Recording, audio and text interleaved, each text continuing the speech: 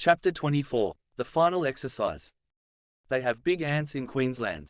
Some are an inch long and they are very aggressive. As you pass them they rotate their bodies so they are ready to pounce. They also have big mosquitoes, big leeches and big spiders in Queensland. Luckily I didn't see any hairy-legged spiders. I'm really scared of them. The army issued us some stuff to defend ourselves against these creepy crawlies. It came in two colored plastic containers, grey and green. The grey container stuff was to deter crawling things from crawling on you and feasting on your body. It was supposed to be super effective against ticks, but super ineffective was more like it.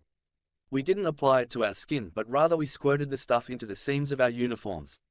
Maybe I'm being picky, but I still managed to disturb a couple of ticks feeding on me. But who knows, without that stuff I may have had 10 ticks feasting on me. I think they banned the stuff in the green bottle. It was not pleasant to use but it was essential against mosquitoes. As you rubbed it on your flesh, it applied instant warmth to the skin, or maybe it was just burning the layers off your skin. Instead, we smeared it onto our uniforms because it was pretty dangerous stuff. It made the glass in your watch go all funny and if you lay your arm on your ground sheet after having rubbed some of this goo on, it would melt parts of the ground sheet which would then stick to your arm. It was a powerful brew. It was really great on leeches though, they'd go all rubbery like. I mentioned it was in a squeeze bottle. By squeezing the bottle and lighting the stream of fluid, you had an instant flamethrower which was great for dealing with ants. The only trouble was more of their mates turned up so you had to move anyway. I had a full bottle of the green stuff as we flew to Shoalwater Bay, somewhere between Townville and Brisbane, a training area that is still used by the army today. That was to be our last exercise and most of it is a blur. When you are a dumb grunt, you do the same stuff in the bush all the time. It's called a routine. Is it any wonder then that my brain gets all jumbled up with what happened, where it happened and in what sequence? Two things stood out in my memory of Shoalwater Bay, the DS and the enemy. They had completed a tour of duty in Vietnam. They knew their stuff and we were there to learn from them. I was impressed with Captain Arspaper. Arspaper was his response when a dumb grunt gave a silly answer to one of his questions. He was very tall and had blonde hair. His lectures were very entertaining. He was a class act. We'd be out in the bush somewhere patrolling away, moving forward slowly, searching our arcs, and then suddenly I'd spot him leaning up against a tree just looking at me. He turned up everywhere. Killer and I couldn't put it over the other DS either. When they killed Killer off, our manic routine with me herring off into the scrub with the machine gun to distract the DS so he would catch up with me later didn't wash with those guys. They knew all the tricks. Brownie got caught out too. He was carrying an M72 rocket launcher sans rocket. He slung it over his shoulder and every time he went to ground the tube would bang him on the head. Whilst going through a creek during an assault on the enemy, he flung it away. At the end of the activity when the DS were debriefing us, the DS sergeant suggested to Brownie that he go back and get the M72 he'd thrown away. Our last big attack was spectacular. There was a creek line and the enemy were dug in with bunkers on the other side. The plan was to sprint towards the enemy while a simulated artillery bombardment was taking place. We would then fire and move through the bunker system and take it out. First up we all nearly got wiped out by the simulators.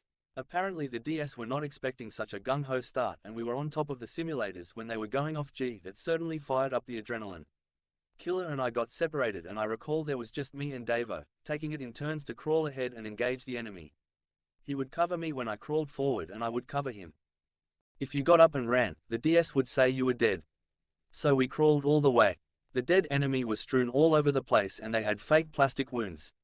One guy was holding his guts and it looked like all his guts had come out. Another had an eye poking out from his hand on his face. They looked great. I should have taken a picture but there was a battle raging, you understand, and we were in full attack mode. The DS told Davo he was wounded in the leg. Any self-respecting digger would roll over and take a break from the proceedings, but not Davo.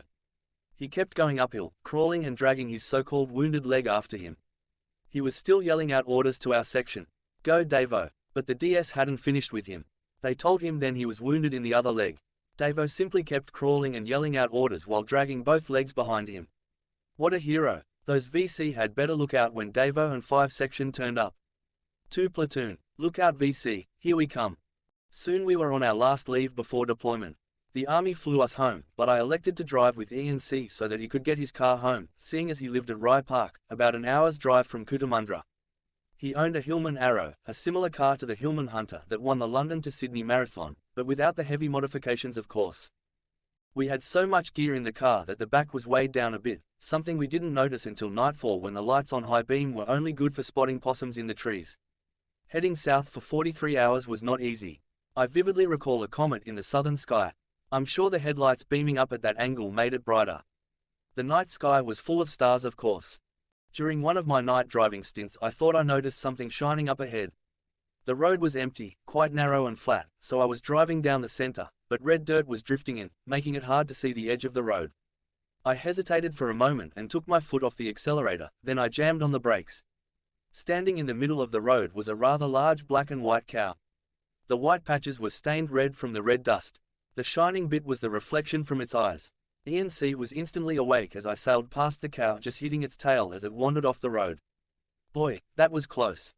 We had a puncture. ENC stopped at a servo near Sydney, but we were unable to get it repaired, so we pushed on. Just near Yass, only an hour or so from home, we got another puncture. ENC flagged down a car and got a lift to Yass to get it repaired. I stayed with the car parked on the side of the road. I was having a snooze when another car pulled up. You won't believe this, but the people had recognized the car as they knew ENC.